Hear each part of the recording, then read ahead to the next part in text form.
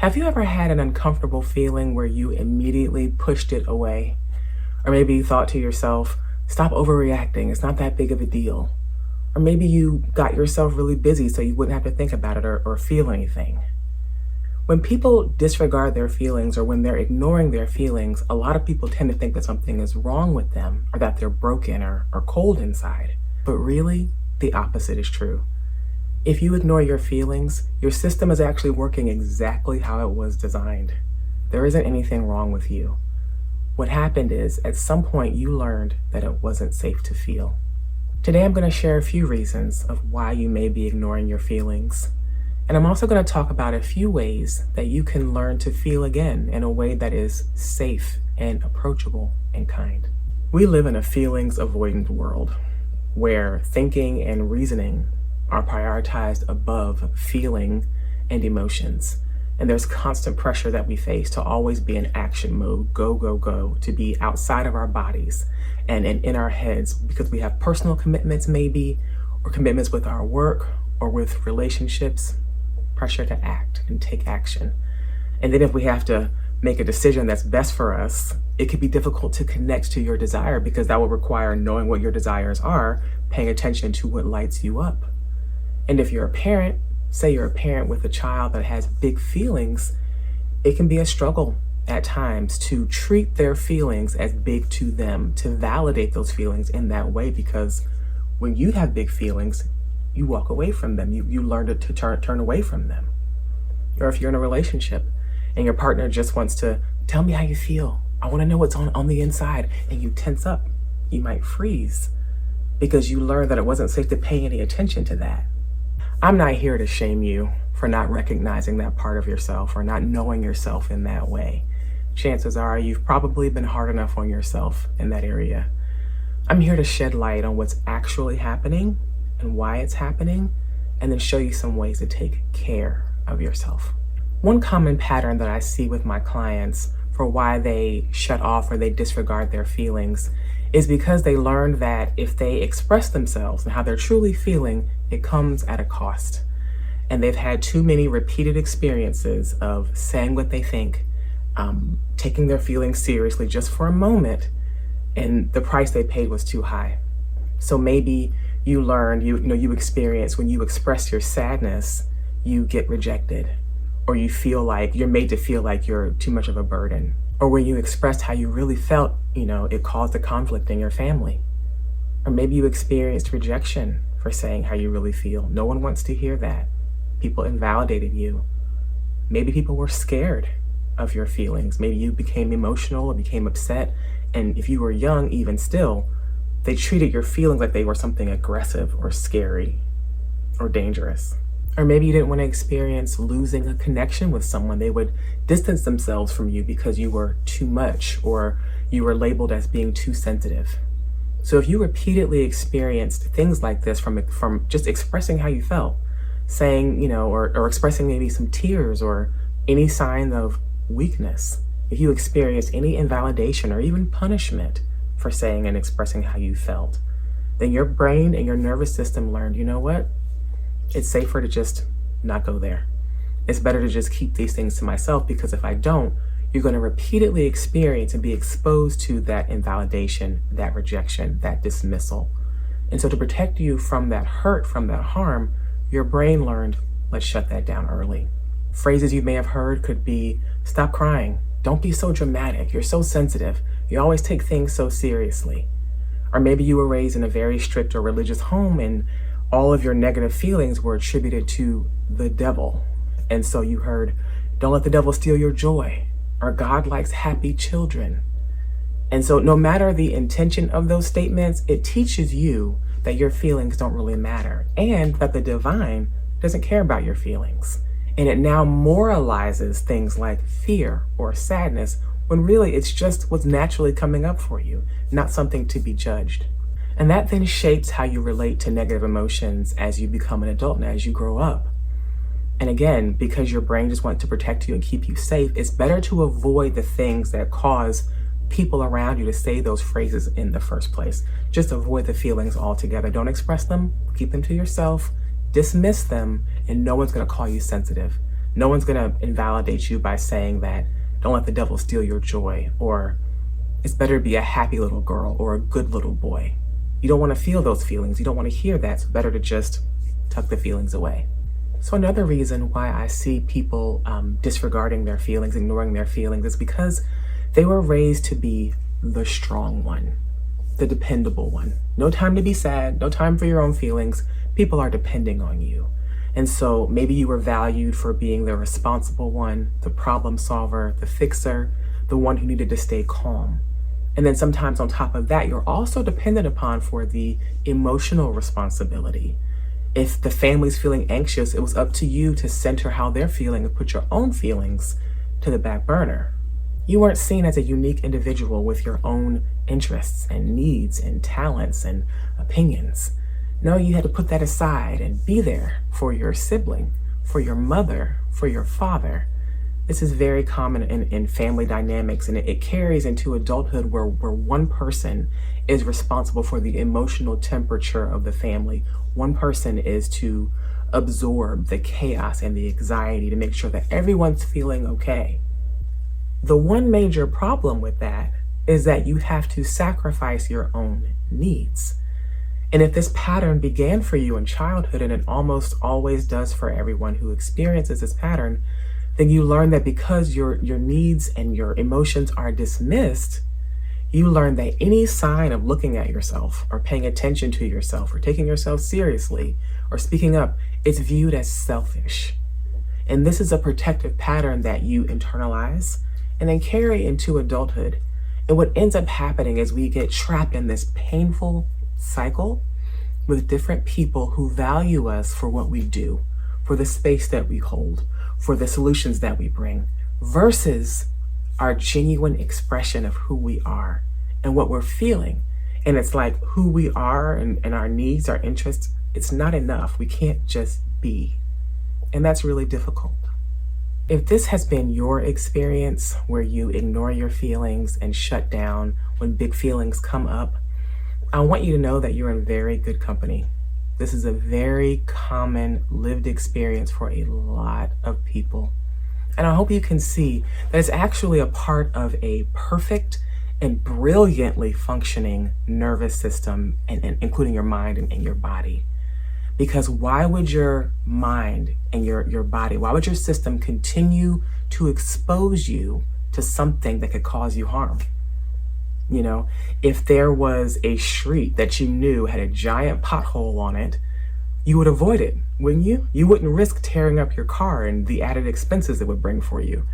Or if you knew that a certain section of the woods was, filled with bears, or was known for having a lot of bears, you would avoid that spot. You don't need to see the reverend to know that staying away from bears is a smart idea.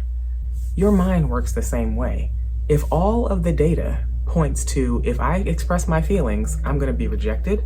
People are going to act like they don't care. I'm going to be invalidated. If all the data says that, then the protective and really the caring thing for your mind to do is to guide you away from expressing your feelings, rather than continue to expose you to something that's going to cause you harm.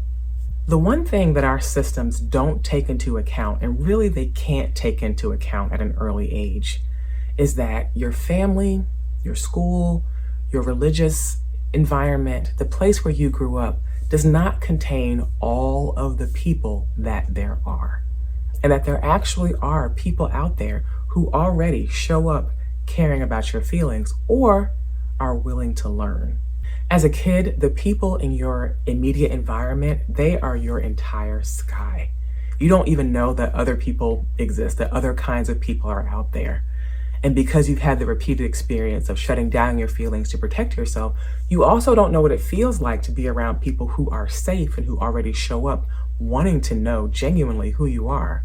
We're not familiar with that. But before we can recognize those individuals, especially in adulthood, because that pattern has been with us for a long time, before we can recognize those safe places, we first have to be a safe space for ourselves. Our emotions have to be allowed and validated by ourselves before we're able to pick up on people or environments that would do the same thing for us. And that's not an overnight process, but it starts with a willingness to be open to learning. I'm here to tell you that if you're an adult who struggles to feel your feelings, you can learn, and it starts with being extra patient with yourself and going slow. If you can feel your feet on the ground, you can learn how to feel your feelings. If you can tell when you're hot or when you're cold, you can learn how to feel your feelings. You can go back to who you were before you were invalidated or dismissed or rejected for saying how you felt, or someone got mad at you. You can go back to that. It's just a matter of being patient with yourself, because you know what? You didn't get here, with a snap of a finger. You didn't just decide, I don't want to feel my feelings anymore. It took years. But I'm here to tell you, don't worry. If you're willing to relearn, it doesn't take years to get back to being sensitive to your feelings. So here are some suggestions, and just humor me here with this first one especially. Give yourself permission to baby yourself while you learn. No one can hear you. No one is watching, okay? It's just you. So you want to say plenty of good jobs. I see you trying. That was a great job. That was a great try. And all the pet names. Good job, sweetheart. Good job, darling. You're a good boy. Strong boy. Look at you trying your best. Do all that. It's okay. And if you squirm a little bit, say it's okay to squirm. That, squirming's okay. You can allow all of it. The key word is permission. You can be so nice to yourself in your private space, and there's no consequences. And as that becomes comfortable for you and handling yourself in that way, your expectation for how you're held outside of your own space also changes. Not saying it's got to be the pet names, but just the kindness. And so as you're building this muscle, just again, give yourself that permission to be as soft and as gentle with yourself as you can possibly imagine. It will make a difference, and it will become more comfortable, and the words will become more your own as time goes by. My second suggestion is just to have a list of feelings and just read them. You're just reading them. It's a small version of exposure therapy where the stakes are low, no one is around, and just your body hearing yourself say the word happy or jealous or insecure or tired, just hearing the words will trigger a bit of a reaction. And that's what you want. There's no one there who's going to react to you saying those words. If you're extra happy, there's no one there that's going to judge you for, oh, what are you happy for? It's just on your own. You're just saying the words out loud. I like the feelings wheel from the Calm app. I'll include the link in the description. It's free.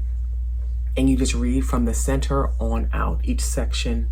And you're just saying them out loud, familiarizing yourself in a very low risk way with the emotions. Because again, as soon as you say the word, you'll feel it just a little bit without having to be responsible for any reactions or anything like that. So it's a really quick, easy, low stakes way to just begin to soften and get more familiar with certain feelings and emotions.